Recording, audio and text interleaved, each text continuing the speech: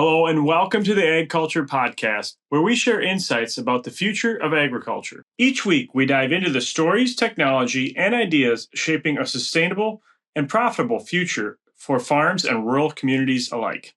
I'm Paul Windemuller, host of the AgCulture Podcast, and today I am traveling through New Zealand. So I've spent the last 3 weeks traveling the whole country of New Zealand for my Nuffield International Scholarship. Now, I've been on both the South Island and the North Island, visited an array of farms, and had some fun along the way as well. Did some jet boating, went on a cruise in the Fiordlands, and also tried my hand at surfing. And yes, I did get up on the surfboard. Now, New Zealand was a bit different from some of the other countries that I visited for my Nuffield studies because I have been to New Zealand several times over the course of almost the last 20 years. So it's been really interesting. I've been able to take a critical look at how New Zealand agriculture has shifted in that 20-year period. I've come back roughly every 5 years ever since I came the first time. So I'll dive into some of those differences throughout this episode, but that was just a starting point for reference of how this travel was different. And one of the reasons why I wanted to come here, obviously, if I've been here multiple times, what is there to learn? Well, there's still a lot to learn, but I wanted to get that perspective as I've traveled of seeing a country outside of where I've lived progress through different stages over a long period of time.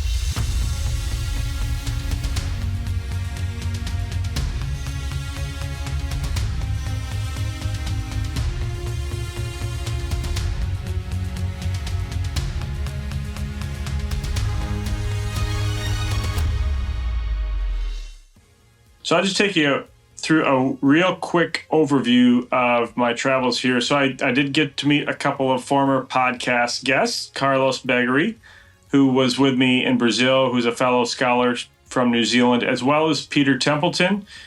Spent a few days on his dairy farm in Southland. And he was also on an episode that we did about succession planning. And I also got to see on his farm one of the company's technologies that I was really interested in for my study topic, which is around technology and artificial intelligence in dairy farming and ruminant livestock sectors. He has a new technology virtual fencing system called Halter. And before I'm recording this, I just got back from Halter's headquarters in Auckland, New Zealand, to have a conversation with the CEO of Halter. So you'll be getting that episode here very shortly. Have a listen. That was a great conversation that I had with the founder, Craig. But while I was here in New Zealand, I visited a vast array of operations. So some of those were livestock focused, some were not. But I also visited a deer farm specializing in genetics. And if you know anything about the deer industries in New Zealand, there's really two streams to go down. One is the venison production for meat, and the other one is for velvet. If you've listened to the podcast episode, probably previous to this one with Ben Anderson, he describes that difference in the sectors a little bit. But this genetics business was purely focused on genetics for the venison industry. And that's a business called Milor that I got to learn about the inner workings of. There's a social media post that I've done on that if you want to check that out to learn more about that business. I had the opportunity to visit a fine merino wool operation. They have such fine merino wool that they exclusively sell into the Italian suit market directly with a company out of Italy. And they had some of the finest wool that I've ever seen in my life. I would like to wear merino T-shirts and some other layers of merino wool. That's something that I really enjoy. And most of that runs around the 17 to 18 microns, which is the specs for the size of the wool. And this wool went down to 9.8 microns, which is extremely, extremely fine. A lot of the heavier wool sweaters that you see in stores are probably around 35 microns. So it's very, very fine, very soft. It felt like touching spider webs. I mean, it was that fine of thread. But it was really interesting diving into their management of how they get that fine wool and also the breeding that went into that as well. Now, outside the livestock sectors, I also looked at some arable farms. And as you've probably heard in the episode with Andy McFarlane, we touched on one of the things that Canterbury is known for, but also you see it in several other areas of New Zealand, is vegetable seed and specialty crop seed production that happens here in New Zealand. As he mentioned in that episode, up to 50% of the world's seed supply for certain crops is grown here in New Zealand. So that was really interesting learning about how that business works and the swings in prices and swings in volume of the seed production that happens here in New Zealand on a year-to-year basis, and how arable farms deal with that.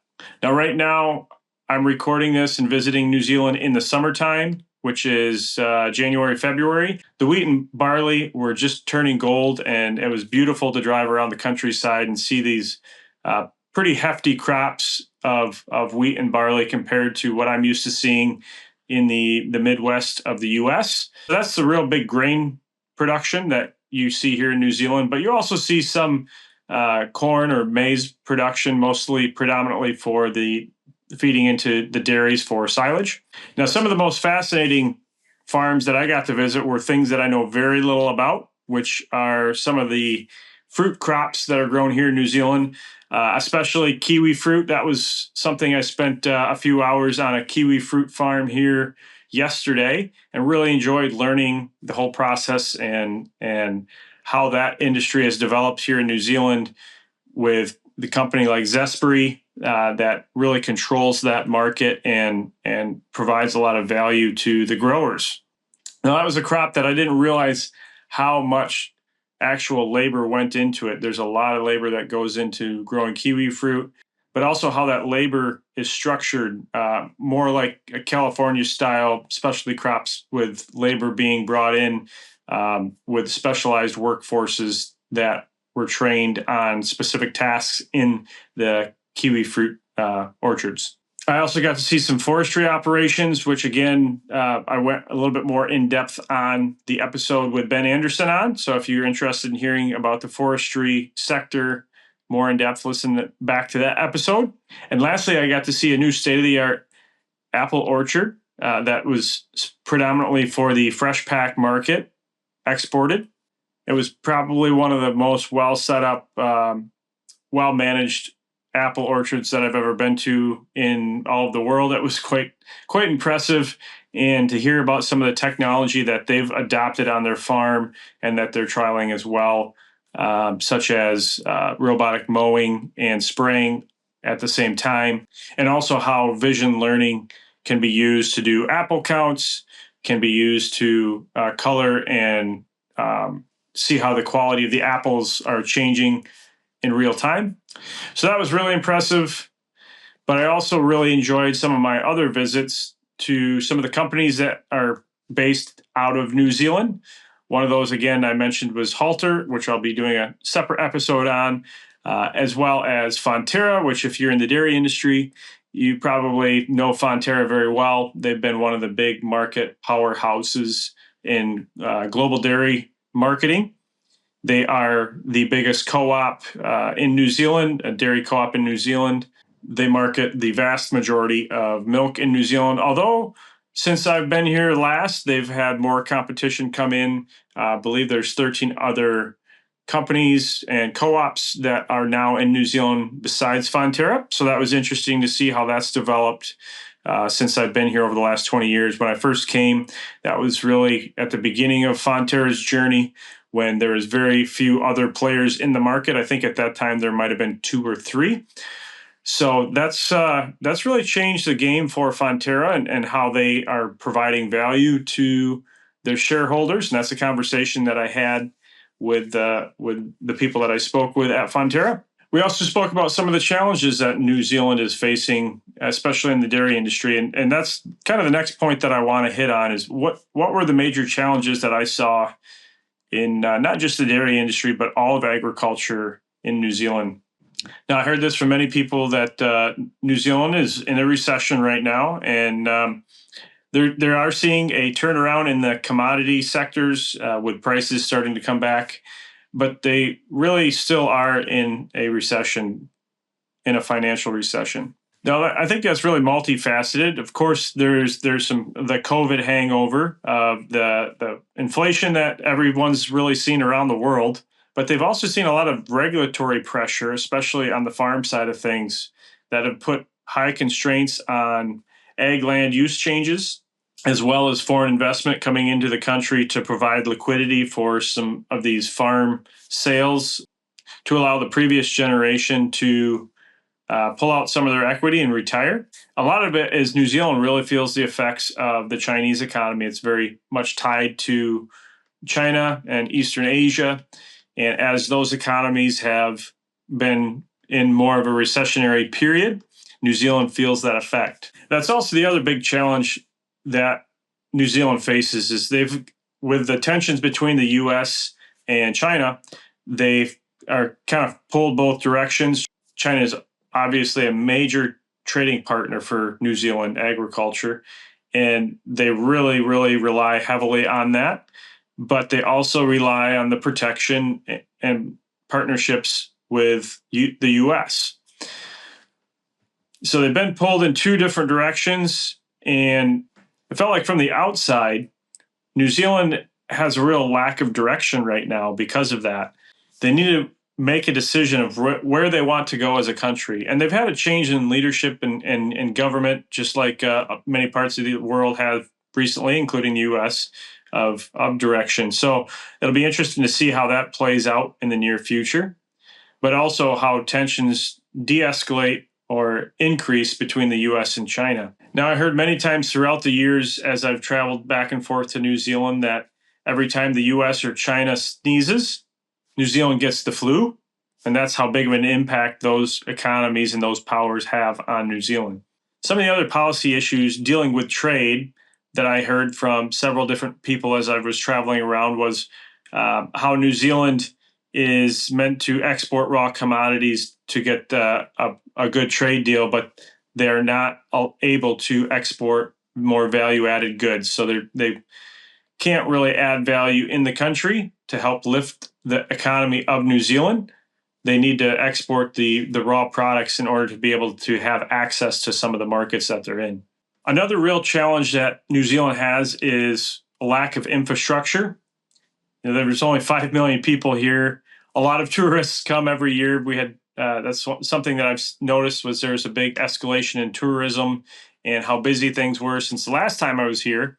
But the bridges, the roads, the ports, all of these things that really help to drive value creation from a commodity level, from a community level, seem to be further behind than what they were the last time I was here. Now they have better access to the internet, which is great, but from a tangible infrastructure standpoint, there's a lot to be desired in order to bring New Zealand into a more competitive role on the global market for being not only reliant on tourism, but also getting their commodities to a port to get them exported. Now, I don't want to be a downer on New Zealand. I love New Zealand. It feels like a second home to me because I've spent so much time here. So there are some really good things about New Zealand agriculture that I think will keep them competitive for a long time. They know how to grow grass. They know how to take that grass and manage livestock on a way that will be cost effective to grow protein for the world. Another thing that I really appreciated on the dairy side of things that we discuss a lot in the U.S. as a challenge for us in the U.S. is milk hauling. I was very impressed by the streamlined system for milk hauling that Fonterra specifically has, but it's well known in New Zealand. Now, this is something that I would really like to improve in the U.S. and take some of these things that I learned here and be able to apply those in a U.S. system. Now, it's a little different here because Fonterra owns pretty much all the plants that the milk is going to, so they can manage the inflow and the orders of milk needs. And really, the plants are built to size for peak capacity of production here in New Zealand, since it is a seasonal production system. They aren't dealing with retail demand and things of that nature because they're producing powders and butter and large-scale cheese. They're not having to fluctuate on a daily basis of their milk intake needs like we do in the U.S. But with that, I think there are a lot of efficiencies that we really need to take into account in the U.S. from a milk pickup standpoint. And those are some of the things that I'd like to bring back as feedback for my co-op in the U.S. Another big area that I think puts New Zealand ahead is the 0% capital gains tax. So as farmers, we usually try to keep our heads above water just with enough cash flow to be able to manage our business. But really, at the end of the day, it's all about capital appreciation. And in most countries around the world, you're going to get taxed on that capital appreciation. Whereas in New Zealand, that was the main driver for especially the dairy industry growth that we've seen here over the last 20 years.